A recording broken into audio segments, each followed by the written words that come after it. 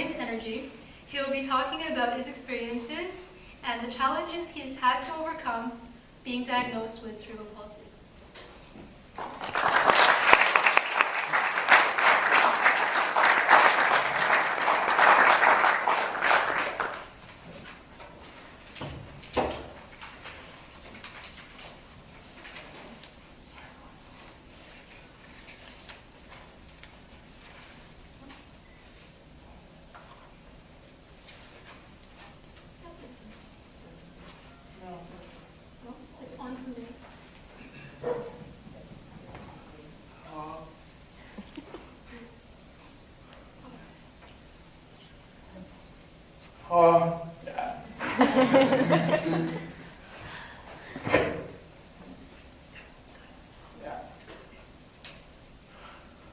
Alright, as families. Let's tune it down a bit. Yeah.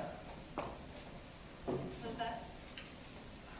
As Sammy said, I am working on my PhD here at York, just entering my 4th year, and I'm studying wind energy. Although I would love to stand up here and talk to you about my research, which I often do when I'm in front of a crowd like this, I've decided today to talk about something different: cerebral palsy. Born with cerebral palsy, I try not to be in the spotlight, but often I'm given no choice. In extremely simple terms, spastic cerebral palsy, the type I have, is caused by stiffness of muscles and irregular movement. Around the age of 1, my parents noticed that things weren't quite right.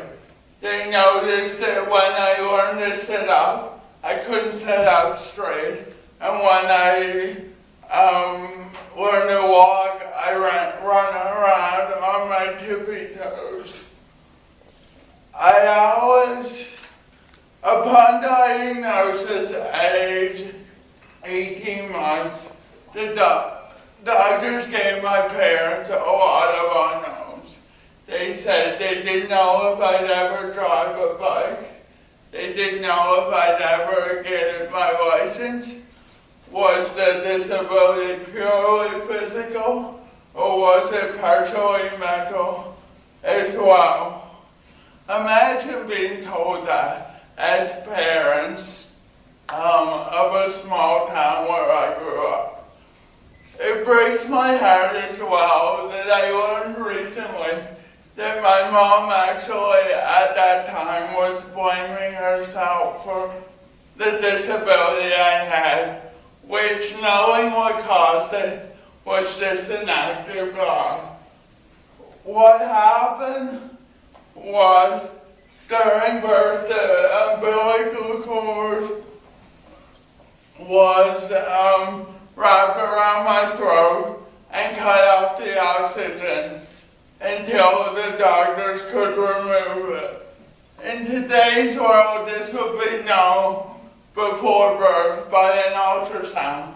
But back in 1983, in my small town of only a few thousand, ultrasounds was not a common practice.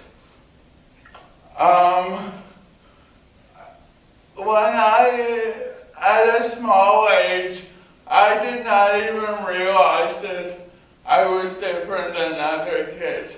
I could fight with my sister and went to nursery school just like anyone else. But I did go to a lot of physical therapy to learn simple tasks such as climbing steps. As it turned out, I went to 93 physical therapy sessions before I entered grade primary. Luckily, my parents chose to live in Canada, or else if we lived in the States, we probably would have lost half our house to pay for these sessions. I also went through a lot of speech therapy and occupational therapy to learn to pronounce certain words and do certain daily tasks, such as put on my shoes by myself or button up a button-up shirt.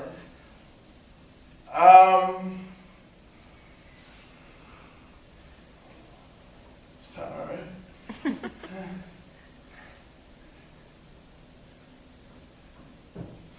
Yeah, so at age 5, I entered grade primary, just like any other kid. But it soon became apparent I would have trouble handwriting and begin using a primitive computer for much of my work, as much as I could do on it. There was a lot of support in trying to help me write, such as I had a desk that tilted up and held my paper in place, and the coolest pencil grips you could ever think of, but nothing really seemed to help. But let's face it, the coolest thing they gave me to try is these scissors. I remember all the kids wanted to use them, and I know you all do too.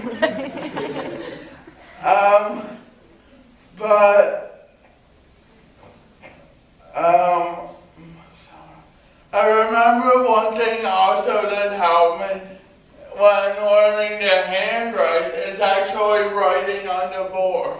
So in grade 3, when the students were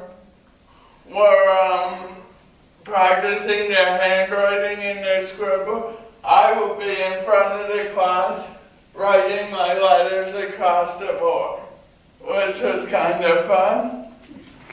Academically, I went through elementary school without any problems, but fitting in socially was a different story.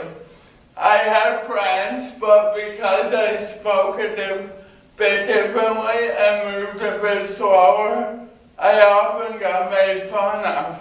And the worst was on the 1-hour bus ride to and from school. But believe it or not, the making fun of wasn't what bothered me the most. Even the friends I had didn't seem to really treat me as friends. Inside school, they were good to me, but it was like outside of school I didn't exist. They didn't ask me to do things outside of school or include me in things they did. Junior high and high school were similar academically in that I got my class notes from classmates and had teaching assistants to do my tests and exams with. I used the computer for what I could, but given the math and science courses, it was very difficult to do this on a computer. My mom also spent every evening helping me do my homework, sometimes 3 or 4 hours, but never once complained. Moving, as I went to high school, it was easy to win over my teachers and gain the respect I thought I knew I deserved, but getting the respect of my classmates was harder. The acceptance went from not being made fun of now, but more so ignorance, in that again they didn't really ask me to do things outside of school other than the odd party or go to the odd sporting event. Most of my time outside school